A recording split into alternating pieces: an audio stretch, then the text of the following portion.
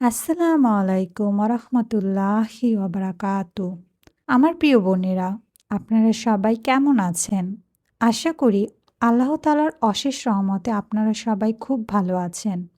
প্রেগন্যান্সির শেষ সময়টা একটা মায়ের জন্য অত্যন্ত সংবেদনশীল, গুরুত্বপূর্ণ এবং চিন্তার সময়। আজকের ভিডিওতে আমি আপনাদের সাথে শেয়ার করব সন্তান প্রসবের আগের সময়ে একজন মায়ের জন্য কি কি ইসলামিক প্রস্তুতি নেওয়া জরুরি। প্রথমত, আল্লাহ তাআলার ওপর সম্পূর্ণ ভরসা রাখা। প্রেগন্যান্সির এই সময়টাতে প্রত্যেক মায়ের উচিত টেনশন, দুশ্চিন্তা, প্রসবের সময় কিভাবে কি হবে, কি ঘটবে, এই সকল চিন্তার ঊর্ধ্বে গিয়ে আল্লাহ তাআলার ওপর এবং তার হেফাজতের ওপর নিজের এবং নিজের সন্তানকে ছেড়ে দেওয়া। মনের মধ্যে এই বিশ্বাস পোষণ করা যে আল্লাহ তাআলা আমার এবং আমার সন্তানের জন্য যা করবেন তা আমাদের হিতের জন্যই করবেন। দ্বিতীয়ত, এই সময়ে দান সৎকার নীতি পালন করা। আল্লাহর রাসূল বলেছেন, তোমরা অধিক পরিমাণে সৎকা করো, কারণ সৎকা বালা মুসিবত অতিক্রম করতে পারে। তাই আপনার এবং আপনার সন্তানের হেফাজতের জন্য এবং আল্লাহ তাআলার রহমতে থাকার জন্য প্রচুর প্রচুর দান সৎকা করুন। তৃতীয়ত, নিজেকে সম্পূর্ণরূপে সংযত রাখা এবং কাউকে কষ্ট না দেওয়া।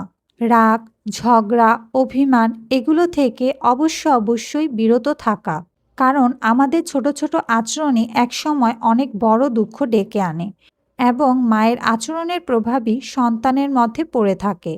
চতুর্থত, কাউকে কষ্ট দিয়ে থাকলে অবশ্যই ক্ষমা চেয়ে নেওয়া। প্রিয় বোনেরা, আমাদের দুনিয়াবি চাকচিক্যে আমরা ভুলে যাই যে আল্লাহ তাআলার হকের পাশাপাশি মানুষেরও হক রয়েছে। হিংসা, বিদ্বেষ, ঝগড়া এই তুচ্ছ বিষয়গুলো একজন মুমিনার জীবনের অংশ হতে পারে না। তাই প্রসবকালীন এই সময়ে এবং সবচেয়ে কষ্টকর সময়ে আমরা যদি কাউকে কষ্ট দিয়ে থাকি তাহলে অবশ্যই তাদের কাছে আমরা ক্ষমা চেয়ে নেব। এতে আল্লাহ তাআলার রহমতে আমাদের জীবনে অনেক কল্যাণ বয়ে আসবে। পঞ্চমত, বেশি বেশি সাইদুল ইস্তেগফার করা। ইস্তেগফার অর্থ হচ্ছে আল্লাহ তাআলার কাছে ক্ষমা চাওয়া এবং নিজের ভুলের জন্য অনুতপ্ত হওয়া। এই ইস্তেগফারের মাধ্যমে মহান আল্লাহ তাআলা আমাদেরকে জীবনের কঠিন অবস্থা থেকে উদ্ধার করেন, দুশ্চিন্তা থেকে মুক্তি দেন, অচিন্তনীয় ও অকল্পনীয় জায়গা থেকে রিজিকের ব্যবস্থা করে দেন। তাই আমাদের এই সময়টাতে অবশ্যই বেশি করে ইস্তেগফার করা উচিত।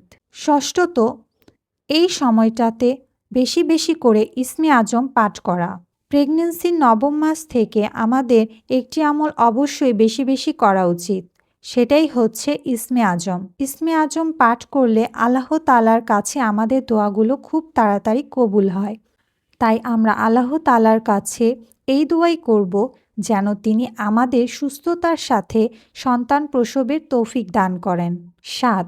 সপ্তমত, প্রসবের জিনিসপত্রে কোরআনি আমল করা।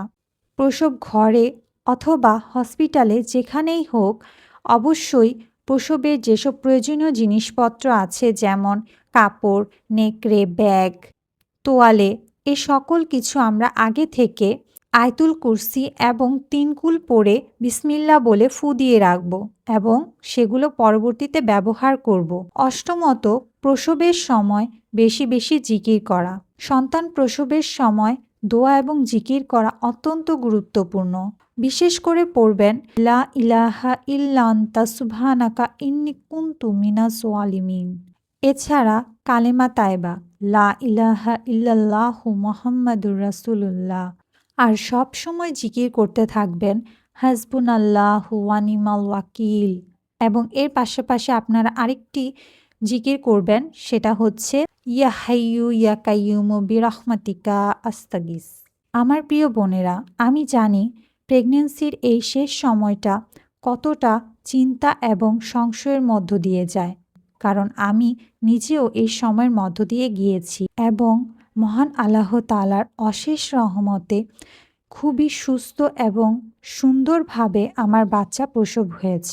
তাই আজ আমি আপনাদের জন্য এই ভিডিওটি শ্যুট করেছি।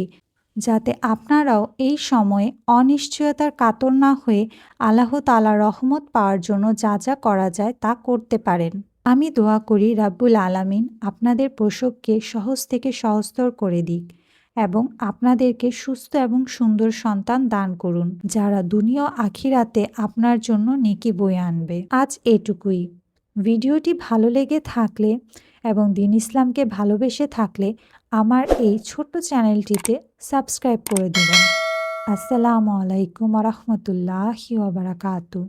لو احنا الدم خندا واستولوا الأغلينا